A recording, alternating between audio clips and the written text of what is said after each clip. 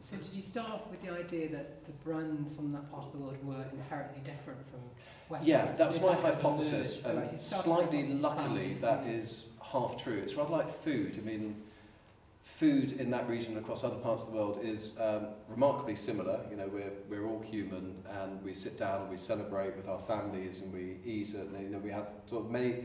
But then there are these subtle differences which are really kind of run quite deep into the culture in food, and I think it's the same with the brand. So it was luckily borne out. There were moments early on when I was doing my research where I wondered whether actually, you know, rather like people said, I know we're going to probably talk about Japan, but people used to say, oh, Japan is just sort of its cheap copies of the West and so forth. And there was sort of quite a lot of derivative creativity and quite a lot of Western brands just being promoted in the, and again, I thought this was, in a way, something to put light. One of the guys I spoke to early on who'd worked at L'Oreal and was just sort of, you know, acting as a sounding board, he said, yeah, a lot of what we do is kind of Western light. He said, we'll sort of, we'll take a shampoo out, but then we'll have to deal with the fact that women wear veils, or Olay, I think, did a beautiful eyes competition in Saudi, and it's just sort of taking the Western concept of beauty and sort of tweaking it slightly, but it still fits the brand manual from America. And I thought, so it just seemed a really good time to be writing a book about